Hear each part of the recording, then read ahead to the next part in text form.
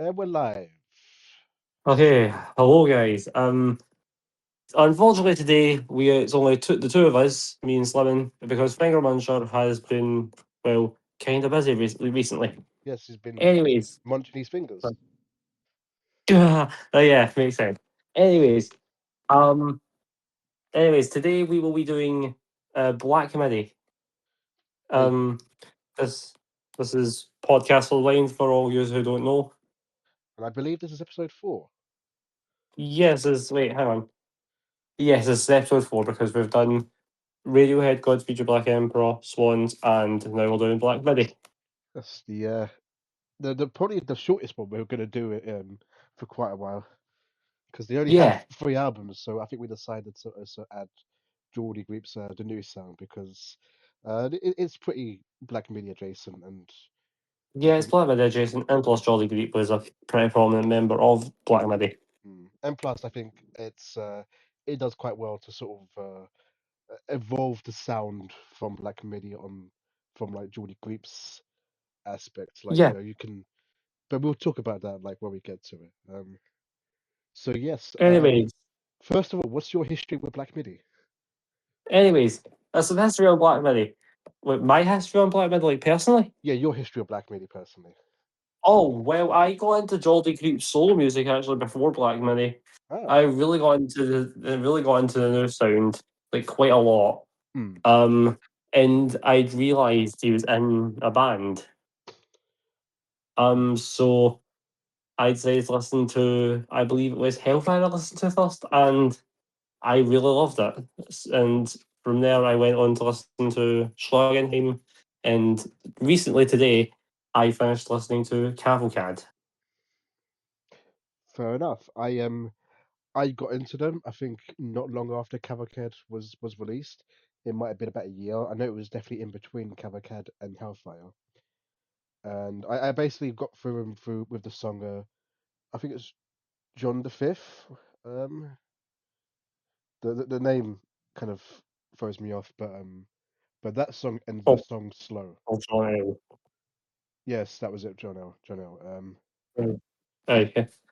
So I got into, Um, and so yeah, I remember I listened to it, really enjoyed it. I pre-ordered Hellfire when it came out. Got that, listened to that, thought it was great.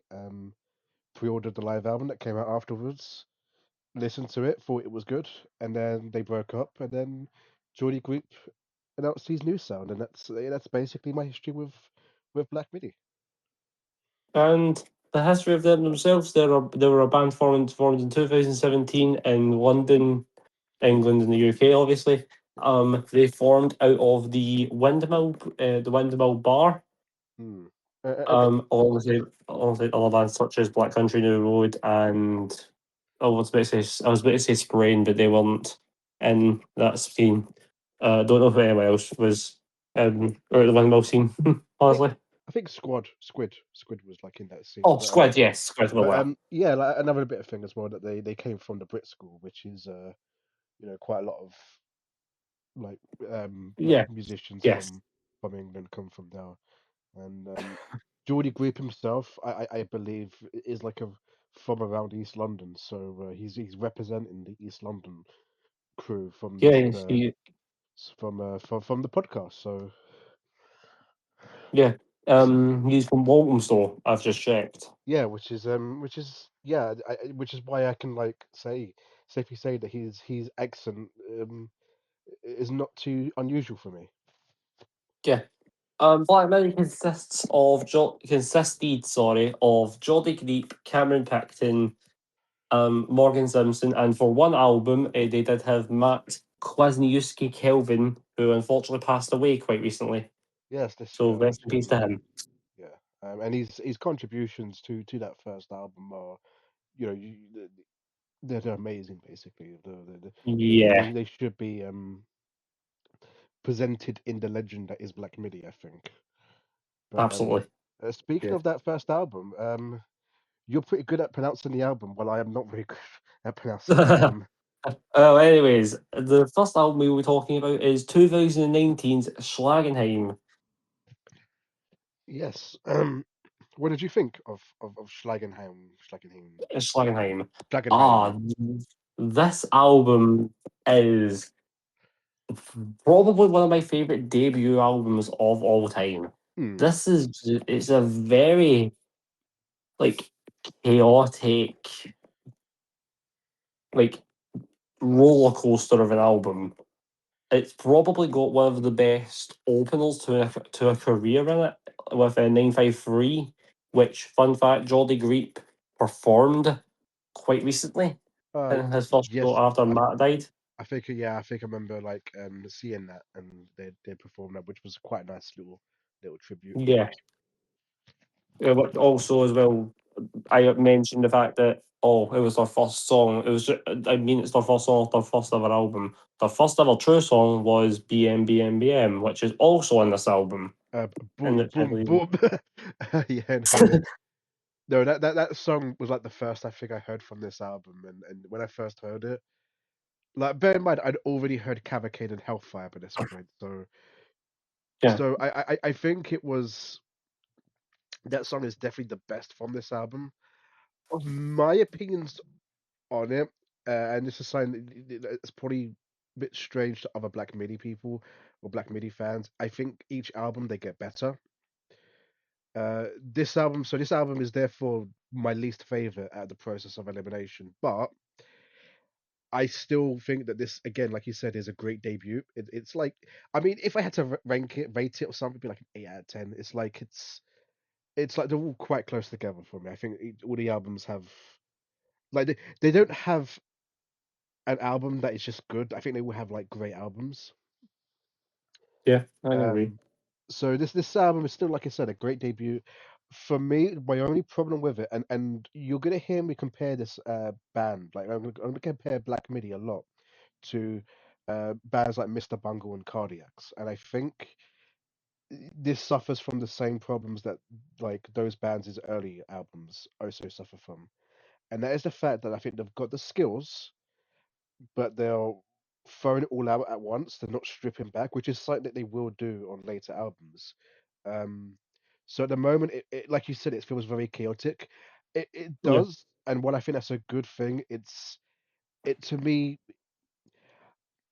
I don't. I hate to say to use the term, but it sounds very Juniorville in my opinion. Juniorville. Like, it sounds very like there's still a lot of growth in the songwriting aspects, and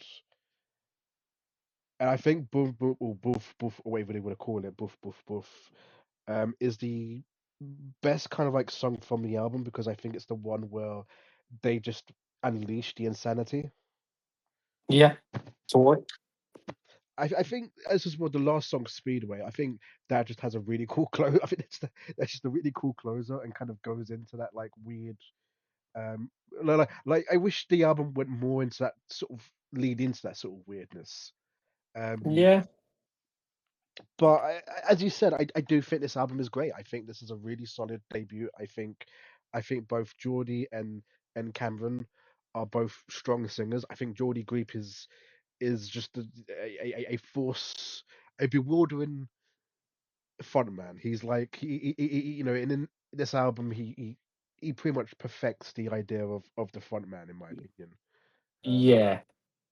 he's he's really good at like just leading the band, and I think his singing it is also really strong in this album. Um, again, I think they recorded this when they were like teenagers, and he sounds like he's 50. That makes sense. So you know, for me, like I think one of the that aspect can also be taken as a criticism when I say, yeah, this sounds like teenagers made it. And that's not really a bad thing, but you can tell like you're very aware of their age while this album kind of goes through. Yeah. Yeah, yeah. And that to me is By to be God. sorry to be. I was gonna say that's the reason why I say this is my least favorite. While I do love this album, it's just those glaring things with it just sort of go, okay, I'm thinking about that. This is a slight criticism. This is stuff that they improve later on. This is just the debut album, basically. This is what all debut albums have to go through. It's a jump. Most bands do. It's nothing that's unique to Black Midi. they just released a great album in general. And for a debut album, I think this is like near as perfect to a debut album as you can get. Yeah, yeah. I also wanted to give a shout out to, if you've ever watched it, the KXP performance in Reykjavik in Iceland.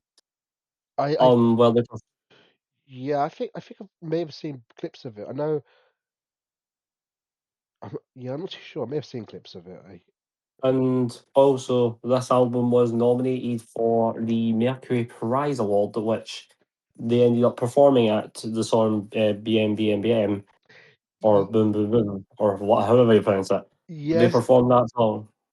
they performed this on BBC. That's like the best song you could perform on the BBC. It's like Yeah, it's there's a video of it, and Matt does a flipping front flip or something. oh man, and we say that like everyone's loving Benson Boone for his backflips, and then like Matt comes out of a front flip and he falls flat on his face live on BBC. Who gives a No, shit? it This wasn't song, even the spacesuit alone. this is like one of like the best like live performances you could. It's like up there in my opinion with like TV performances with like at the drive-ins performance on the Jules Holland show for One Arm Scissor There's a and Nirvana's like smells like Teen Spirit on Top of the Pops. It's like, yeah, this is we should something you wouldn't expect on TV. no, just we should just like show this to people and be like, yeah, this is what Britain is actually like. This is what British TV basically is. Yes. Yep. That's totally what this could be. Yeah. Oh, it's no, I see that performance. That's it's an amazing performance. I think I saw that performance before I heard the actual song, and I was like, yeah, no, I would have hit. It made me want to listen to the studio version. I'm like, they did a really good job of recreating it live, Right. which So, anyways, Schlagenheim, great album. yeah, Um, one of my favorite debut albums of all time, and all that stuff. Anyways, shall we move on to Cavalcade? yeah, sure. So what do you? So keep in mind, I've only just listened to this album, Yeah, so what this is? is very fresh um opinions. But I really like this. It's probably my least favorite by them, but I don't know honestly. It's very new to me.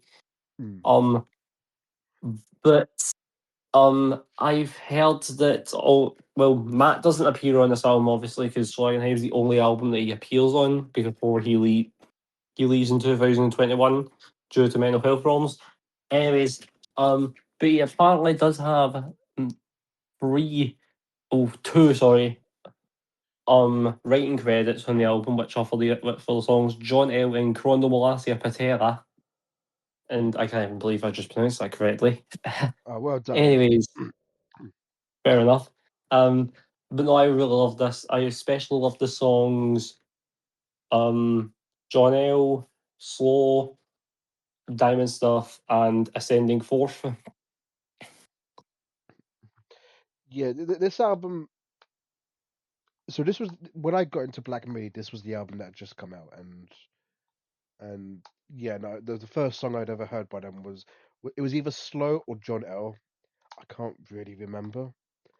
Um, I just loved them both. It might have been John L. to be fair, actually, because I remember listening to. It, I was like, oh, this band's quite cool. The singer sounds like he's like 30 years old. He sounds like he's had some he's had some life. And then I found out that he's like 5 years younger than me, and I'm like, oh, jeez. Um, Yeah, yeah, um, this is but I think no, this album is definitely like a lot jazzier. This is definitely kind of like them. This is definitely them. I think sort of leaning into more of their influences, especially regarding Cardiacs. You can tell Cardiacs is an influence on this band. And for those of you who don't know Cardiacs, I don't even think you know if you know Cardiacs. In I fact, don't know. um, yeah, they're essentially essentially they're like Mr. Bungle in a way. Mr. Bungle were also influenced by Cardiacs, but they definitely hold like Cardiacs. If you listen to them, you can hear a lot of the same kind of ideas being played around, and I think that's kind of like what attracted me to this album in the first place a lot. I like jazz fusion. This kind of also has a little bit of Mars Volta in there, especially when Mars Volta was sort of playing around with jazz in like Francis the Mute. Um, Yeah. but no, as you said, John L is a great song. Slow is a fantastic song. I think it's between Slow and John L. What is my favorite on this album, even though Slow is sung by Cameron, who admittedly I think is the weaker singer of the two.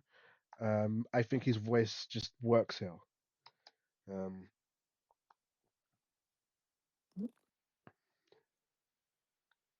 Personally, I see the two of them, by the way, as like completely different vocalists, honestly. Like, Geordie's more of the chaos and freaking, like, the what I would like to call the ambition of the band, but I really don't like using that, considering that's like demeaning towards mm. Cameron. No, Cameron. It's like to me, it's like System of a Down, where you have Davin Malakian and Serge Tankian, where Serge Tankian Yes. was kind of like you know, he was like doing like these crazy vocal stuff. He was doing this sort of like you know, he had a very kind of expressive voice, Yeah. and Davin was kind of like more you know, he's doing your more kind of like so I don't want to say generic, but sort of like more kind of like rock stylings. His voice was a lot more traditional with in terms of rock. I think Cameron, his voice is more traditional in terms of like what you expect the sort of like art rocky stuff to be. I think Geordie Greep is a lot more out there with his vocal stylings. He does like a lot Yeah. more of like the crazy shit that Serge Tankian was doing. Um, Um, again, I want to point out I do like Cameron's voice a lot. I do like his writing as well, and I think you know you know especially on Hellfire, I think he gets his time to shine. But I think Slow is just kind of like the best.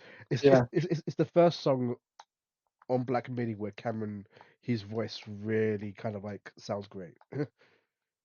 Mm, yeah. Also, want to give a shout out to the random EP that they released after this called Caval Covers, which Yeah, is just as it like what it says in the tin, covers.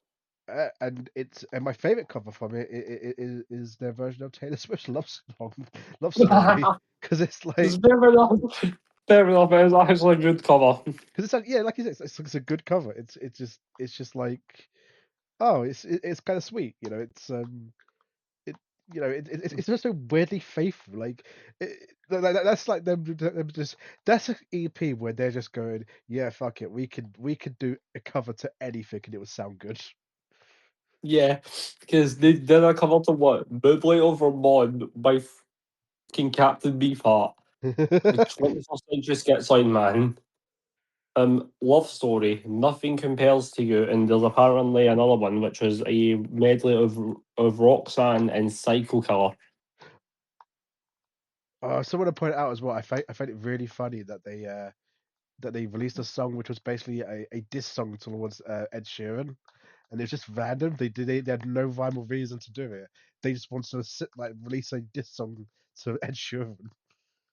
Yeah, yeah. Have you ever seen the video of them on Anthony Fantano and they just start talking about Ed Sheeran and it's like, oh, Ed Sheeran is not a sharp dressed man, and they suddenly just go to that Start and playing just start Star playing. Dress. Yeah, I've seen that video. Yep, start playing Sharp Dressed Man by ZZ Top.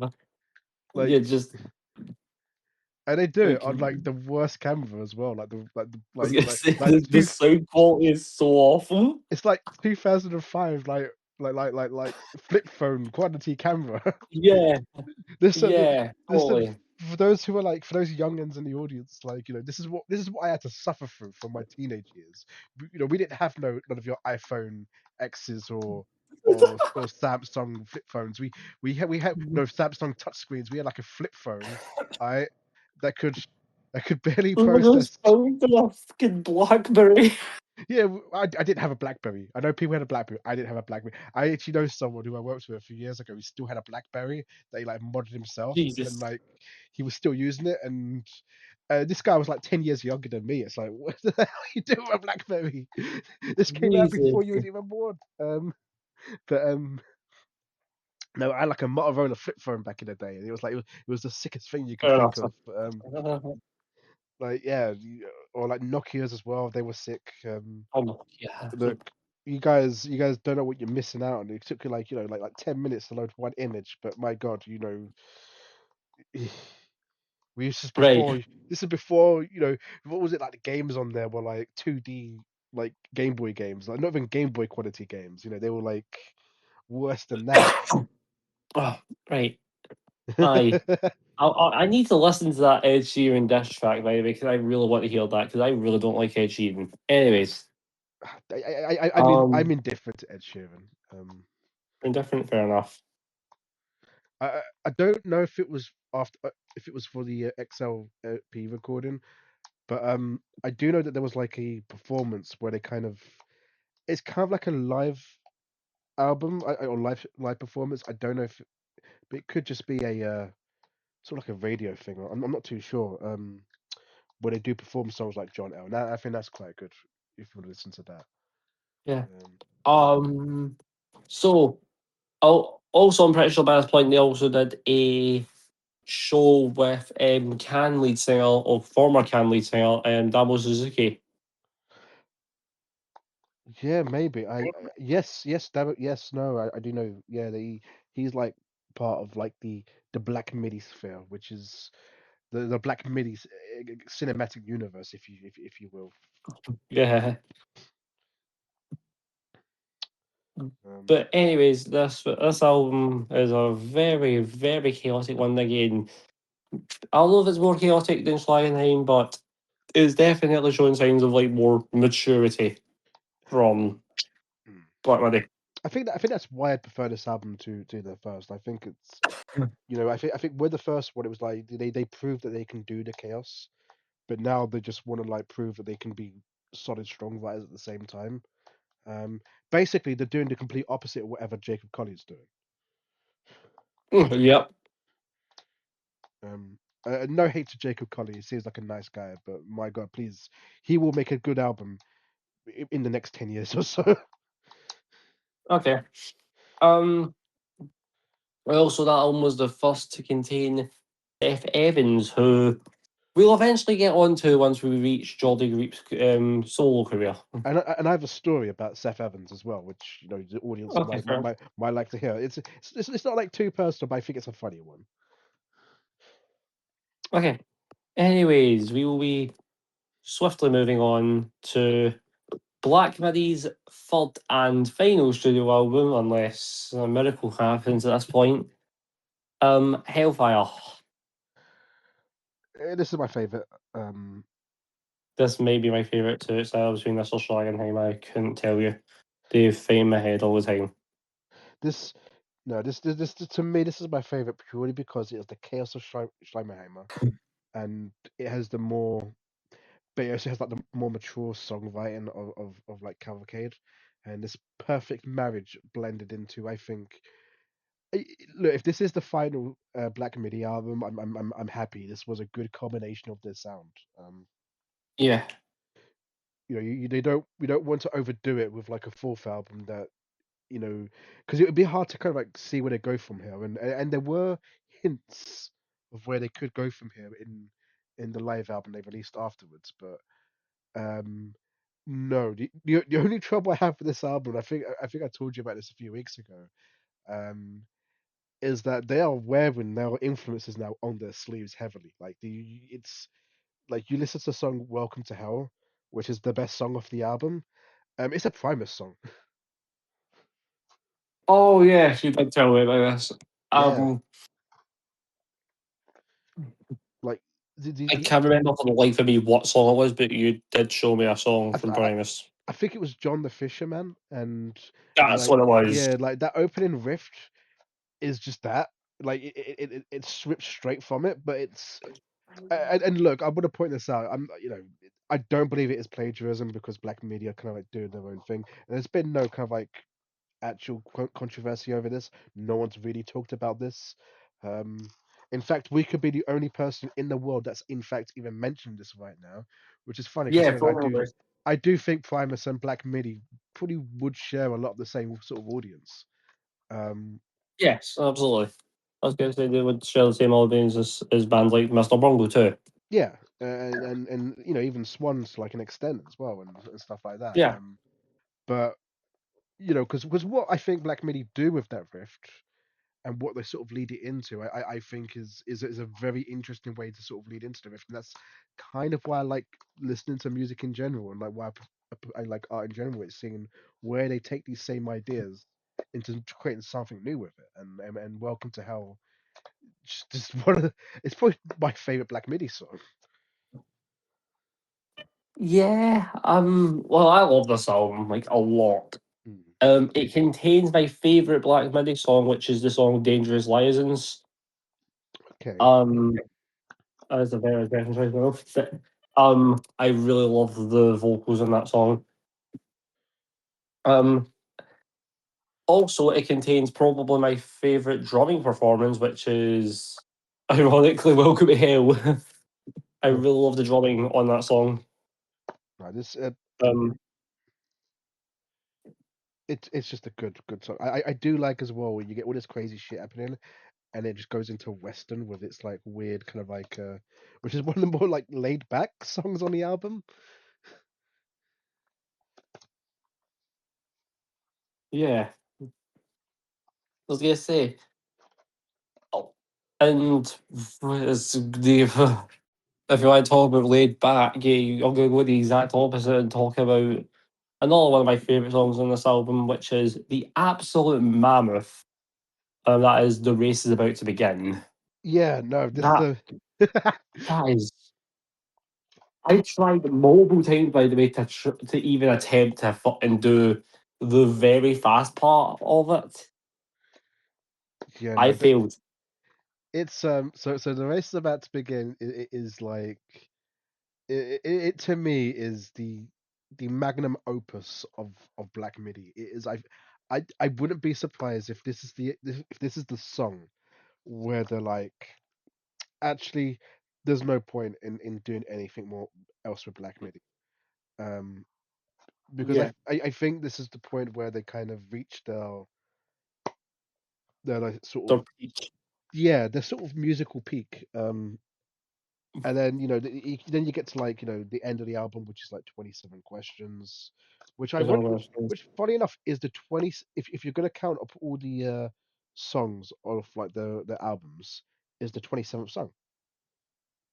Uh, I didn't know that actually. That's a cool fact. Yeah, so it was something I didn't realize, and then I counted it all myself. I'm like, oh yeah, like this, way how it's all kind of like throwing itself out there. Um, no, this song is like 27 questions is I think I mean the concept of this album is about death, and I think this was something that kind of grew from Slow on the previous album, which is a song about death. And this album kind of like sort of explores it a bit more, and like sort of its protagonist going into hell and shit like that. Um, and I think it just ends with the song 27 Questions, which has the most insane ending. I think this is one of the most insane endings that Black Midi have ever had. Which Yeah, is saying something considering that Speedway is a very chaotic ending itself. But yeah, it's just the way how this ends, and it's very Mr. Bongo-ish, very cardiac-ish as well.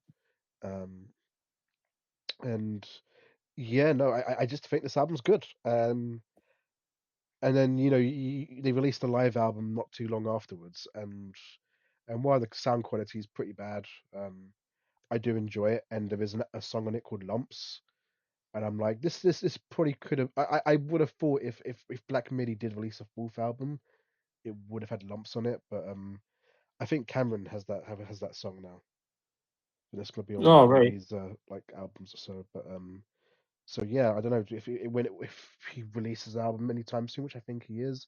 It might have the song "Lumps" in it, which was originally a Black Midi song, which is kind of interesting. Yeah. Also, like throughout the entire tour of Hellfire, I find it funny that like they essentially did concerts where they would play essentially everything, almost Yeah, like I mean, to be fair, I mean, to get through all three Black Midi albums, you're probably looking at about 2 hours. Um, yeah. And plus, well, they kind of just filled it as well with covers. For example, in their final ever show, which was at, I believe this is Lollapalooza Festival. No, sorry, it's in Chile. Actually, my mistake. Um, they performed covers of "Paranoid" by Black Sabbath, "Breathe in the Air" by Pink Floyd, "Can't Stop" by the Red Hot Chili Peppers, "Good Times Bad Times" by Led Zeppelin, and "Enter Sandman" by Metallica. See, they were trying to tell us with "Can't Stop." Um, yeah, no, it's kind of wild. Like Black, like again, like that is a very Mr. Bongo-ish thing to do. Mr. Bongo, like if you went to see him live, you're going to see him live to see what the songs they cover. I think, Oh, yeah, interesting. Mr. Bungle, like they were known for live performing a lot of like covers. In fact, we'll talk more about Mr. Bungle in the like later on at some point in another episode. We're looking at me. But No, thank you. Black Midi, you know, they're like yeah, you can tell that they were inspired by Mike Patton and his like extensive Yeah, work. yeah, totally. Um, Um, but, yeah, no, Hellfire, my um, favorite Black Midi album. yeah. Um, so after that, in 2023, through a random Instagram live from Jolly Greep, Greep, without knowing, by the way, was confirmed that it was either a story over. Um, so Black Midi broke up, and for a while, for about a year, nothing was heard from any of them, I believe. Until 2024, when Jolly Greep announced that he will be making a solo album, and that solo album ended up blossoming into 2024's The New Sound. This album is great. It Yeah. is. So I remember when Holy Holy like first hit, and I sat there and I was like, to me this sounds like a fourth Black Midi album, at least from Holy Holy. Um, but what it ended up being was it is a Geordie Greep solo album where he Yeah. takes everything that he had learned from Black Midi and like tries to basically have wider influences. I think that's the key thing with this album. It has wider influences, and in fact, when I went to see him live, I saw Geordie Greep and his band perform this live the day after the album came out. Um, Mm. and yeah, he was. It was just like such a great experience, and it was. I said this when I came out. I said that was probably the jazziest rock gig I've ever been to.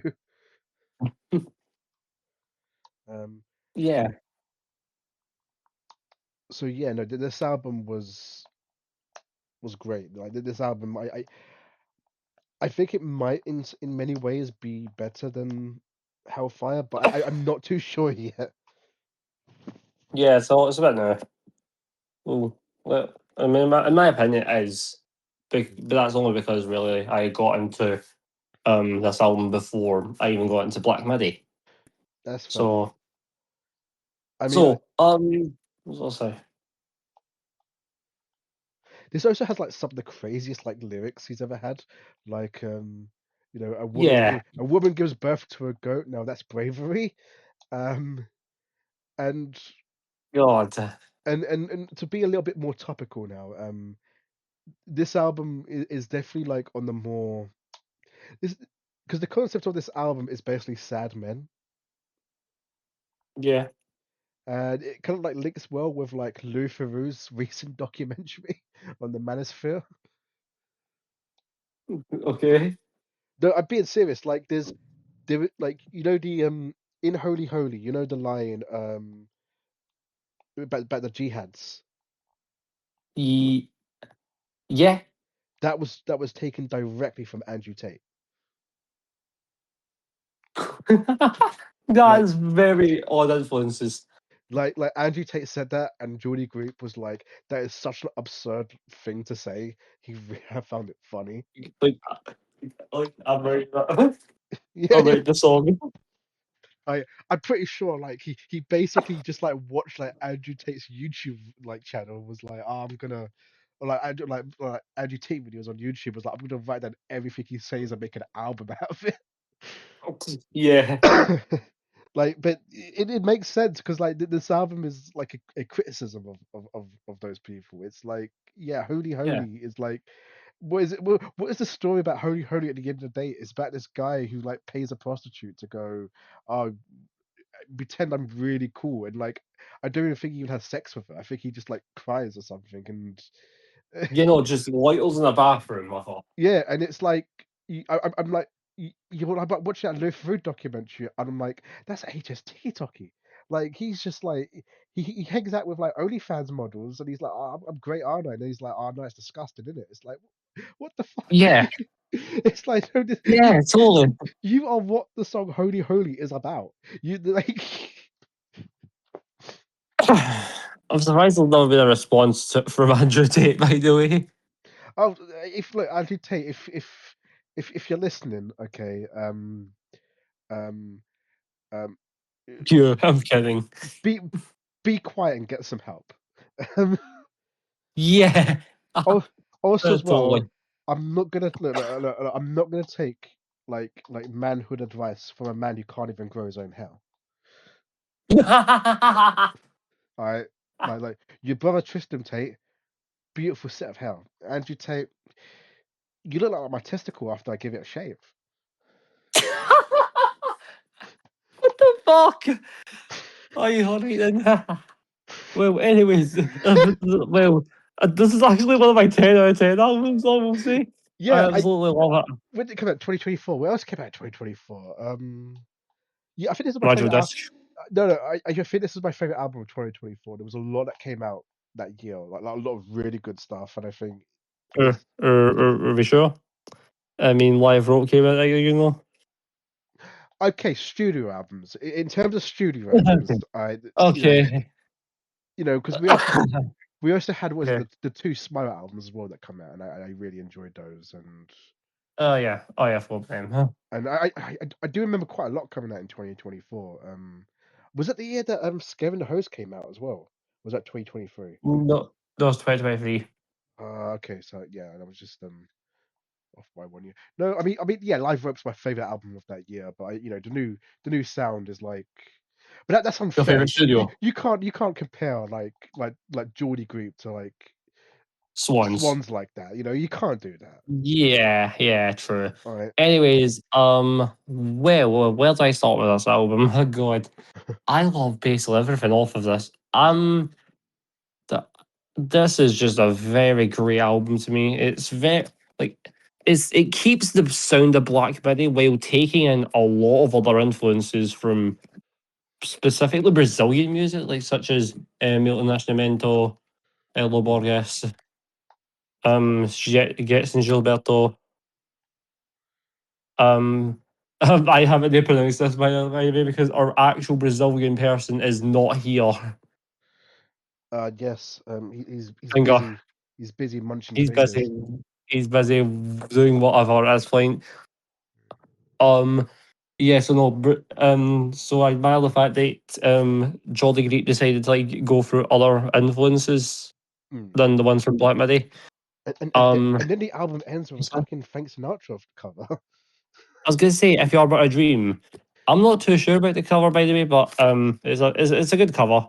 Yeah, he when I saw him live, he performed it at the end, and it was like it definitely felt like it just brought things together. Yeah.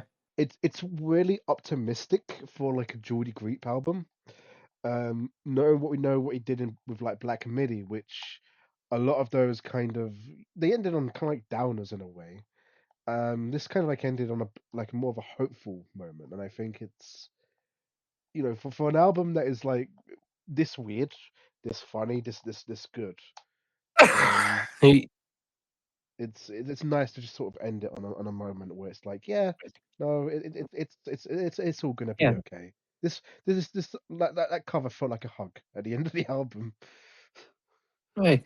By the way, to quote two reviews of this album, Pitchfork describes this album as containing disparate aesthetic trappings of Nascimento, John Abercrombie, Pat Metheny, and Led Zeppelin, Yeah. which I can see kind of having heard well both of Milton Nascimento's and Led Zeppelin's work. I haven't heard, I've been meaning to hear Pat Metheny, but I will save it. Um, Also, Geordie Greep himself says about If You Are But a Dream that he wants to take the song, which he regarded as brilliant, is still hearing for the first time, in the direction of a Salvation Army brass band vibe, like Tom Waits. No, I think I remember reading that as well. Yeah, no, Yeah, this is the first album I think you can't hear the Mr. Bungle or Cardiac's influences as much. yeah, totally. Like they're still there. They're still there. I mean, my God, yeah, no, Geordie Group was a fan of Cardiacs, you can tell. But they're Yeah. not as prominent. It's now taken from like other sources of music. I want to give a shout out though to probably my favorite song on the album. Like Holy Holy, probably the best single of the year, probably the best single on the album. But my favorite, Mm. my favorite song on the album is Motorbike. Oh, okay, and this is where the Seth Evans thing comes in. And this is where I'm going to tell you a funny story about Motorbike. So when I went to see Geordie Group live, it was at the ICA, which for those of you who know, that is where the album Public Castration is a good idea was Yeah. recorded by Swans. It all comes back down to Swans. It all comes back down to Swans. Um, Apparently else as Right. well. Like little side note, Geordie Group is a fan of Swans. Apparently he's been spotted at like Michael Gira gigs. But regardless, Yeah, that makes um, sense. I was at the front of the stage, and just off stage was Seth Evans. And this is before he went up to sing Motorbike, and I was just watching. I was like, okay, I know Motorbike's gonna appear at some point. And throughout the entire evening, I was watching him just drink cans and cans of beer, and I was counting how many cans he was drinking. And I think it was like eight. It was like 6 or 8 cans of beer. Jesus. And then he goes, and then Geordie Creep goes, "I want to like welcome a very special friend." Walks up Seth Evans, and he just belts out like for the next 10 minutes Motorbike, and it was beautiful. And I'm like, now that's a man. That is a man who like he sung it beautifully, and like even Geordie Creep gave him the guitar at one point, and it was like it was like these were like just friends on stage. Basically, it was like it was less of trying to like of that musicianship. It was more like, nah, this is your song. You play the guitar for this part, and he starts like busting out like a sick guitar solo. And then he goes off stage before the song's even finished, before because like Geordie Group and the rest of the band are like just doing the instrumental stuff. It was great. Like I would love to have a live version of that song with Seth Evans, who was drunk at least 8 cans of beer at that point, belting out that song beautifully, like the madman he is. I mean, after 8 cans of beer, I would not be able to do it as well as he did. So I have to give a special shout out on this album to Seth Evans Yeah. for By giving the me way, one of my favorite live experiences, and it was like something that I only really noticed because I was like, just where was standing? Yeah, that is very interesting.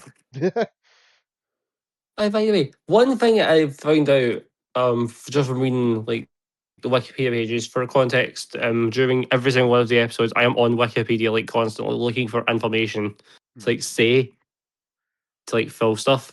But um but one thing I found out that Jolly Greep first learned guitar when he was given the video game Guitar Hero for his 7th birthday. I mean, And yeah, it makes sense. I mean, look, I mean, probably most of the bands he's covered were from Guitar Hero. yeah. I was gonna say he grew fond of the music that was featured in the game, and in particular, he grew very fond of pretty famous one-hit wonders and well, fucking Scottish legends. Take Me Out by Franz Ferdinand. You know what? I kind of see that Franz Ferdinand are a good band. At Yeah, least that first album I remember being really good. Um, I didn't really listen to them much afterwards. I think I listened to a bit of their second album and enjoyed it. Um, yeah, I had like bits and pieces there, but Franz Ferdinand are pretty solid. No, no, Geordie Grape, that's a good one though. That's an unexpected one. Like, yeah. just It was look. unexpected considering what he ended up going on to make. I mean, yeah, look. There's the story of someone going on an airport and seeing David Lynch watch X-Men 3: The Last Stand. Okay, you know, sometimes you don't want to listen to like art rock all the time. Okay, sometimes you just want to listen to some nice little old Scottish indie rock from the 2000s. Yeah, true. Right? It's listen. No one wants to listen to Swans all their life, except for me, who tends Yeah, to spend most of their time listening to Swans. But that's neither here nor there. I choose to do that, and that probably makes me a psychopath to like most sane people. But the difference is that like, oh, sometimes I would want to go back and listen to, I don't know, something like Muse or something, especially like Muse's early work, which was quite good.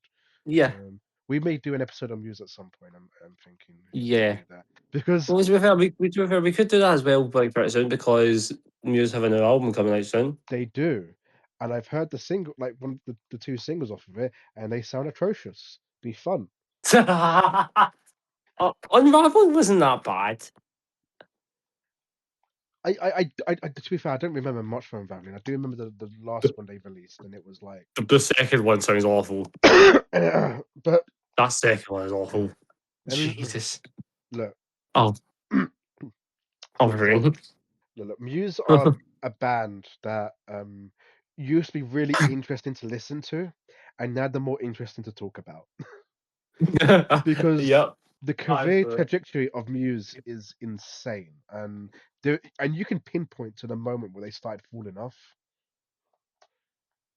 and it is almost an overnight fall off. It's like they woke up one day in a bad mood, and they were never the same again. woke up with a bad mood and made road. You know what? I would take drones over some of the other stuff they've released. Yeah, that's fair. You know, Fair and selection theory. at least drones has some good songs. And look, while the album isn't great, some of the ideas of it are pretty good. But that's a story for another time. At the moment, we're talking about As George. everyone tells, this Muse album, this Muse episode's gonna be a banger. Oh, the Muse album will probably be the Muse podcast will probably be my favorite episode because you'll just hear me gushing over like the first half of it, and the second half of it will be like, "This is terrible, and these are reasons why." And it'll be full of debate and philosophy and intrigue, maybe even some tears, some mystery. It'll be a beautiful episode, and then we're gonna finally put off with what the fuck is Muse. Yeah, right. So, anyways, well, we don't have anything else So to yeah, do because but Mike, okay, so now that that's finished, let's yeah, look at what they're doing now. So Cameron has his own nothing. band. Apart from the fact that Morgan Simpson has also worked with um of jazz musician Nala Cinefero and rapper Little Sims on their albums Endlessness and Lotus. I've never listened to those two albums, but that's just a fact for you. I mean, look, at this point, I think we can safely say that their interests in music are quite wide enough. Probably in terms of like bands that we would cover on this podcast, they're probably one of the ones we probably listen to the most. Yeah, Um, I mean, okay, Radiohead they listen to a lot of stuff as well, but like they listen to a lot of like artsy stuff, especially. And Swans, Michael Jirin mostly just likes to listen to country and and like other weird stuff. But yeah, Black Midi will go. We're gonna listen to weird stuff. Then we're gonna listen to rap, and then we're gonna listen to like then we're gonna do like a cover of like Taylor Swift, yeah. and then we're Why gonna listen to not? like France Ferdinand. It's like because they just go, why not? And again, like Yeah, like I said, that's a very Mr. Bungle thing to do. I mean, like they've done like Mr. Bungle have like done covers to like the Mario theme and stuff like that. yeah. In fact, I know it's not Mr. Bungle, it's Faith No More, but there's a cover of that they did of Portishead's Glory Box. Oh, I mean, they've also covered Kanye West and Jay-Z, and it's the one name that I can't really pronounce. in London, Paris. Yes, yes, Faith No More have covered that. Jesus. You get to hear Mike Patton say the N-word. No, did they actually say that? No, what Yeah, the he does it. fuck? He does it. Good lord. That's like I mean, it's not as much as when Oh, Jesus. as when Serge Tankian got the N-word pass. Okay, to be fair, he was kind of bullied into saying that Yeah, by the yeah. Wu Tang To be fan, fair, though. yeah. To be fair, he was, and then This is a, speaking of this is sister, this is a, speaking of this sister is. and down, like there's actually have you heard them perform it live? They performed it live. They performed it live, and like Oh, sweet Jesus. David Malaki is like, okay, listen. To all black people in the audience, we do not hate you. And the rest of the band looks really uncomfortable while Serge Tankian's like jumping around. Oh, sweet Jesus. What the Look, f- Joe Black because we don't hate you. That's it was fucking crazy. it was the 2000s. It was a different time. I mean, no one was like, no white person was truly comfortable saying it unless you're Oh, like a member Jesus. of the KKK. But it definitely wasn't on like the level it is now. It was just like you watched that video Good lord. and it was uh doing the things that Jordy Group would never do that. Anyways, So the question is, where do you expect members of Black Midi to go from here? well, I've recently found out that Cameron Picton started in a band. Yes, That I didn't even know. I look. I think the problem with Cameron is that people were more interested in what Jordy Group was doing, and I feel really bad for Cameron about that. Yeah. Um, but no, good luck to him. I mean, I will check it out at some point. I do hope he does carve out his own unique identity away from Black Midi. Yeah. That like the way how Jordy Group has managed to do it. Yeah. I do also know that Jordy Group is working on a second album. Oh, interesting. Hopefully that will be soon. I Also, Oh yeah, what was that? shout out the fact that they once did a fucking karaoke gig with Tyler Hyde, May Kershaw, and a couple more members of Black Country New Road for some reason under the name Black Midi New Road. I am. Yep. I also shout to the fact that like on a few like occasions, you know the I am rectangular guy. Oh yeah. Yeah, he like Geordie Griep has like brought him on stage a few times, Jesus Christ. and like That is certainly something. and when Hellfire came out, and something I really wished I went to. When Hellfire came out, they had like an ice cream van and they had like water fights. Um, and I That's and I awesome. I I was gonna go to that. I was gonna have like the opportunity to go to it, but I just didn't go. But that would have been really fun because that came out like the same that album was announced the same week that we were having like a heat wave in London. So I remember it being like, oh, did they just Oh, like did they just like name this album after after the weather? Hellfire. Yeah, that makes sense. And it was like, oh, we're gonna like meet us in central London. We're gonna have an ice cream man. We're gonna have water fights. We're gonna be selling exclusive merch. I really wish I went to it now. I could have thrown like a water bomb at like Jordy Creep or something. That would have been sick. That would have been like a story for the ages. So yes, shall we announce what we're gonna do for like the next episode for episode 5? Yeah, I mean, to be fair, they could have probably told from what we've been saying the entire time. Yes, we're gonna do a deep dive retrospective of Taylor Swift. Yep, yep, totally. I have actually listened to the entire discography, so I would have been good with that. Have you? But no, No, no. I Okay, have. let's do it then. Oh god. Anyways, no, it's we're going to be doing Mr. Bongo. Yes, and a band that is probably one of my favorites, and out of all the bands that we've done so far, the one I've probably listened to religiously the most. I mean, I've recently started to get into their stuff. I haven't listened to 2 of their albums, so I'll be doing that over the course of this week. Yes, um, but yeah, no, Mr. Bungle, I am excited because I've got a lot to say about Mr. Bungle, especially in Oh regards to the latest album. Like well. every album of Mr. Bungle is so different. It's so Yeah. and Oh, like how's it feel so far? yeah, like they're like Black Midi pretty much feels like they took a lot of influence from that first album, especially. Um, but yeah, no, Mr. Bung will be an exciting episode because I really feel like more people should listen to Mr. Bungle. Yeah. And they also Yeah. have a very interesting history about why they split up originally, and yeah, and also as well, let's just say they had a really funny feud with Red Hot Chili Peppers. Oh yeah. This is the fact that people think a drop will not spoil anything. Yeah, we're not going to spoil anything. Yes, so yes, join us in the next episode of Podcast for the Blind. Aye. Same blind place, same blind time. Aye. That Amisha is Moscow's.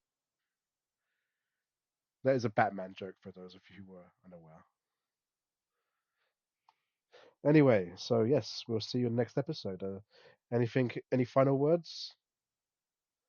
I'll say it again. Mamishka Moscow's.